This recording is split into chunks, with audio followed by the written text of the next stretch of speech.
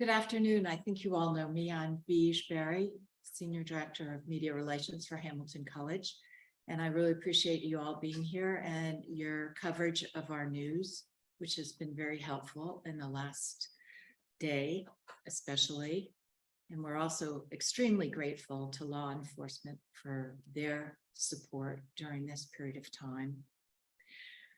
Before I turn it over to Frank, I just want to emphasize that our whole community, including our staff, faculty, as well as students, have counseling support available to them in the aftermath of this event. We're glad it ended peacefully, but there is support for all of those who need it. And at this point, I'll turn the session over to Frank Coots. Frank is, as most of you know, our Director of Campus Safety, and he can give you a timeline and fill you in on some of the details of this past 24 hours of events. Thank you. Thank you, Beej. Good afternoon, everyone. Thank you so much for coming today. I'd just like to echo a little bit what Beej has already said, and that's your cooperation, your assistance makes our ability to keep our campus safe that much easier, because we have to get the message out. We use a multitude of platforms to get that out, but you are an integral part of that. So yesterday, just before 6 o'clock p.m., we received a screenshot of a social media posting that was placed on a social media platform called Jodel, Jodel. It's a relatively minor social media platform. It's an anonymous platform, and in that posting, it said the author had stated he was going to shoot up KJ. KJ is short for Kerner Johnson. It's a classroom building here on our campus. We immediately went into a shelter-in-place for all students and community members that live or work on our campus. And we notified law enforcement via the 911 system here in Oneida County. We had an immediate response from Kirkland PD, the state police, the sheriff's office, as well as a member of the FBI was also on campus. There were a number of other agencies that did show up, and we were able to, or the law enforcement was able to deploy them to ensure the safety on campus, other than just at the KJ or the Kerner Johnson building. Once we activated law enforcement, once they were able to respond, law enforcement took over on the safety portion of this event, and they were able to search the building Kerner Johnson as well as adjacent buildings. And it took about 3 hours to get through all the buildings. And once we were able to determine that the buildings were secure, that the people that were in the buildings were safe, and that people that were sheltering in place across our campus, we were able to lift that shelter in place edict that we had put out earlier in the evening. Once that was done, the state police then took over the criminal investigation of that, and with the cooperation of our community, as well as working with Jodel, we were able to identify the perpetrator, and the law enforcement, the state police were able to arrest someone last night, and that person has been booked and arraigned, and he's been released to his own recognizance. And I believe you've already received a press release from the state police about that. So any other questions I'd be willing to take? The state police said he was a student here. You know the grade and major, or what's his relationship to the college? He is a student here, and he was a member of the class of 2025.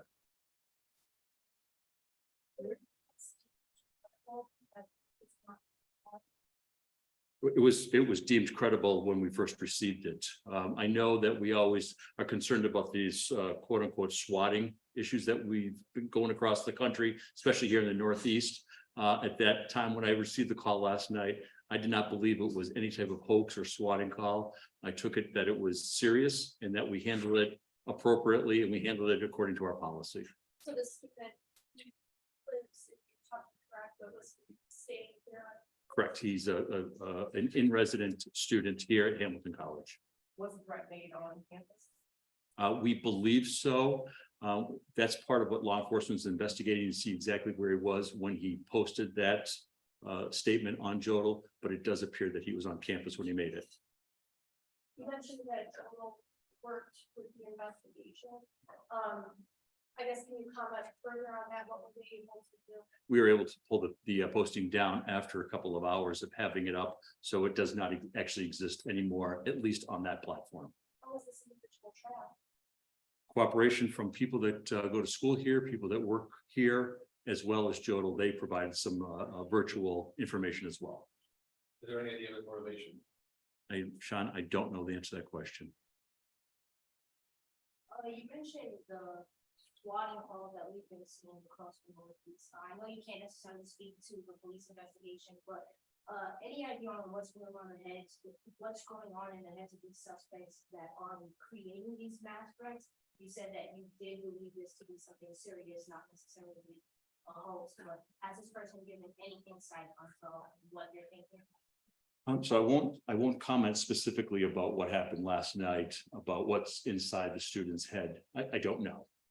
But when it comes to swatting calls, which I believe this had nothing to do with swatting, I do believe that people that make calls like that, they're insidious, they're looking for attention. They also are trying to gather intelligence on how law enforcement responds to things of that nature, as well as how the college responds. But I don't believe that's what happened last night. And, I base that on my experience. I base it on some of my conversation with the student. And what the information I received from law enforcement when it came to the swatting, this was somewhat different. We had a very specific location last night. Swatting tends to be more generic or more general.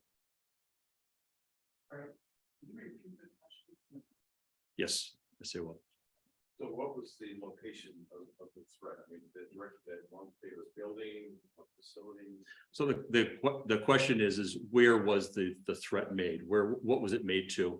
And as stated earlier, Keith, it was made in Kerner Johnson, it was made about Kerner Johnson. Again, we call it KJ on this campus, and it's a classroom building. It's also a place where students will attend and they'll spend time studying. It's a generally warm area. We have a little bit of an area where it's general in nature as opposed to just classroom. What's the disciplinary action? I know he's facing the charge from state police, but as far as what campus. So currently he received an interim suspension, and we'll complete our internal investigation here on campus. He will be subject to the student disciplinary process that we have, and that will be shortly within the future. I should say it should be within the very near future. You did answer, but if you could just explain a little bit more the difference between, because you've been hearing about swatting calls, how this one's different from what we've been hearing about. So the follow-up question was the difference between swatting and what happened last night. Again, it was a very specific complaint that we received last night, a very specific location of where it was supposed to occur. Swatting tends to be more general in nature. It's going to happen on the campus of ABC school, or it's going to happen in a building that houses classrooms. This was very specific to Hamilton College, and also the social media platform Jodel tends to be used often on our campus. Did the fact that the threat called it KJ tip you off that it might be a student? The question was, did the fact that it was called KJ tip us off that it was a student? Not necessarily a student, Sean. However, it was certainly someone that is familiar with our campus. And it could have been, a person from outside the community, but close by to the Clinton area. However, it certainly gave us an indication that it was someone very, very familiar with our campus. What specific violations of student policy are being investigated, and if found responsible, what are the potential sanctions for the student? So it would be imprudent of me to comment on what the sanctions could be, because it could be a myriad of things, and that's all within our handbook, what a student is liable for. However, any type of threat made on our campus is a violation of our policy. Any violation of any law, whether it's New York state law or federal law, is a violation of our policy. And just those two in and of itself is very serious and are going to be dealt with harshly. So what is it from the side? What's the exposure? So he was issued an appearance ticket for the misdemeanor of, and don't quote me on this because I'm not 100% sure, but making a threat of mass harm. And it's a misdemeanor in New York State under the penal law. Regarding the shooting occurring yesterday or today? So the question was, is a threat made about a shooting that happened yesterday, that was going to happen yesterday or happened today? So it wasn't specific like that, and it's something that we had to keep in mind once we secured the area. Of course, we cannot ever anticipate the future. We can only deal with what's happening at that current time. But once we were able to put someone, or law enforcement was place someone under arrest, that specific threat was neutralized.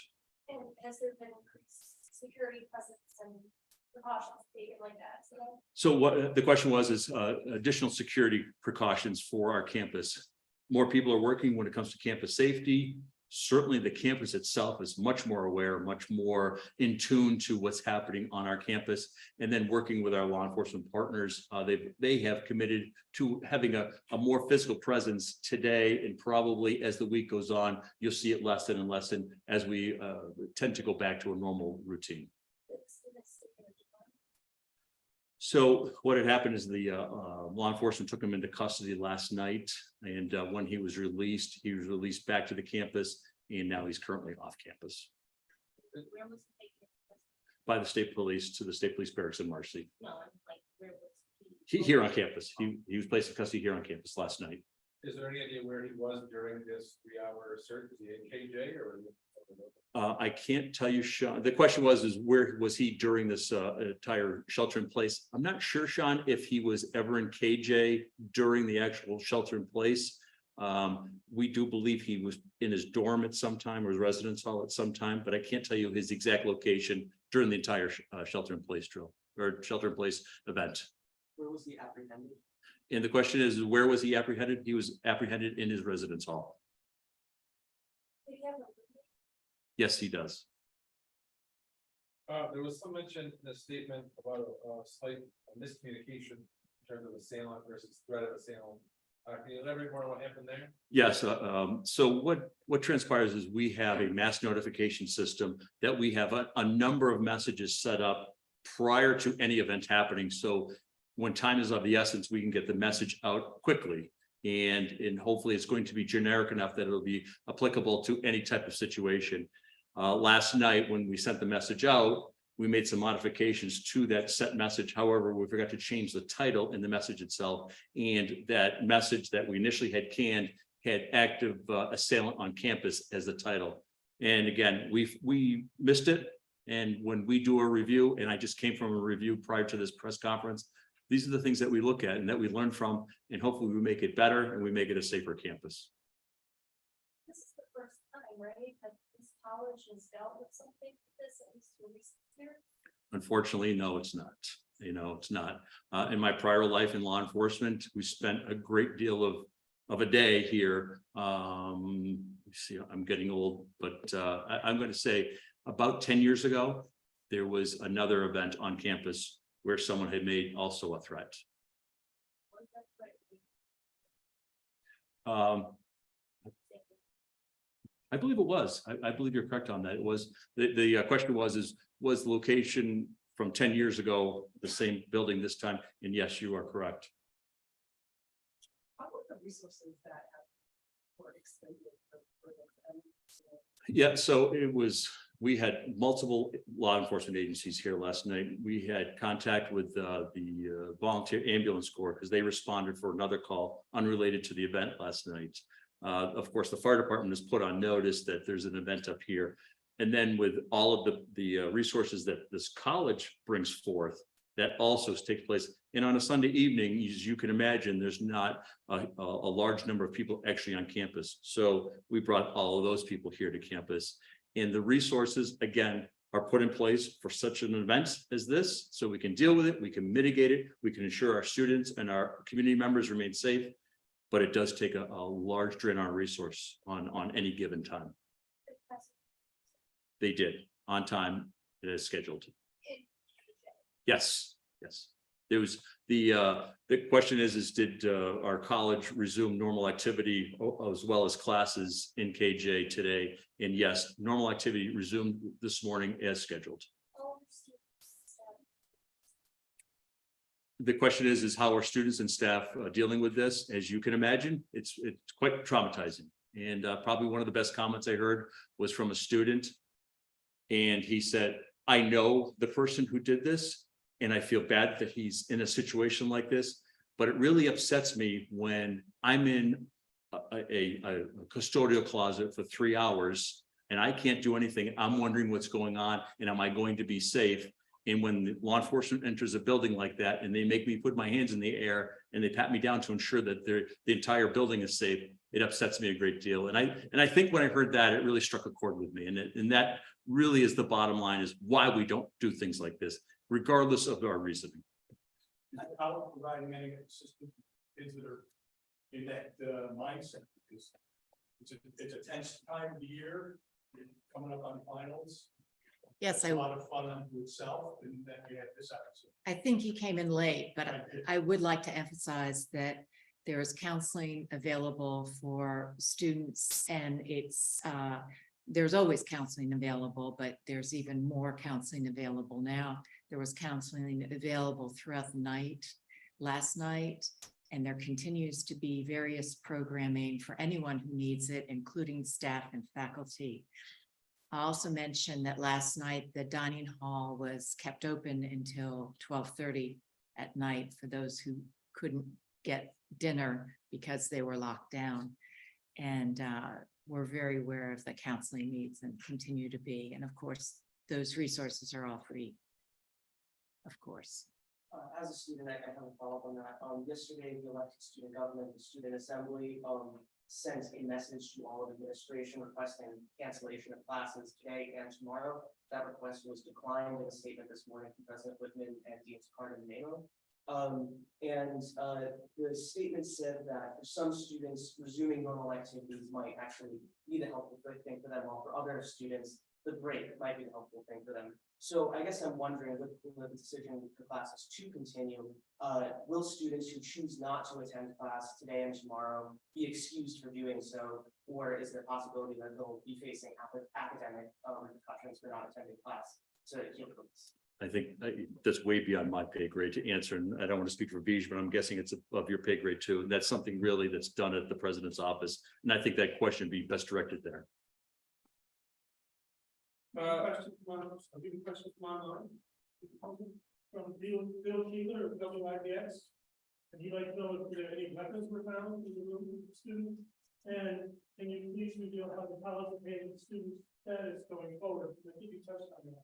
Yeah, so no weapons were located in the student's room or any of the adjacent areas in which he resides. And so the student status is on an interim suspension, and that will be handled through our student disciplinary process. So obviously, that we have plans and policies in place for something like this happening. Now that we can, take time to step back and breathe, how do you think everything went in terms of responses from local law enforcement, campus, how to go as I guess, hindsight, almost a practice session? Sean, definitely not a practice session. Yeah. But the question is how do I believe things went yesterday during this entire event? Certainly when you are on the inside, you see the blemishes that are quite, that seem quite apparent to me. And I wish I hadn't made that mistake, or I wish I'd made that call earlier. We're always reviewing, we're always trying to establish a better way to do something. But I think the bottom line is that no one was hurt. We were able to identify the perpetrator. That person was held accountable. And I think going forward, are we going to make some changes? Yeah, we're going to make some changes, and we're going to be better about things like that. But let's knock on some wood and let's plan on it not happening, even though we do plan on happening. Yes. So I'm a student, I was in PJ, yesterday when the alert went out. And I was terrified when I realized I could lock the doors. Is that gonna change? That's a very good question. I know it's something we continually address, and we're in the process of changing locks over. It's a slow process. Speaking to Mike Clapmeyer about it yesterday, I said, we are going to be called about locking doors. It's an old campus, and it's a process that it takes some time. It takes quite a bit of money. And I don't want to tell you that it's going to happen next week, but it's going to happen. I just can't tell you an exact timeline. And about the fact that he was a student and he could have gotten into any of the buildings that anybody else could have. Are there any thoughts on the campus safety side about factoring an emergency like this, how really it feels like we aren't actually safe anywhere if the perpetrator is a student. Since we didn't know who the perpetrator was until after the fact, I am always open to suggestions about that particular issue. Is how do I differentiate between making sure people get to a building where they are safe and who the perpetrator is? I don't know who it was last night, so it's difficult to say, oh yeah, we're going to exclude that person from everything. I just can't, because I don't have the means of determining who it was. If we knew who it was, yeah, we can lock that person up pretty quick, as well as searching for that person and getting them into custody. Please know I don't think it's being sensitive when I ask this, but given that no weapons were in this room, is there any indication that he had intentions of carrying out this threat? The question is there an indication that he had intention of carrying out this threat?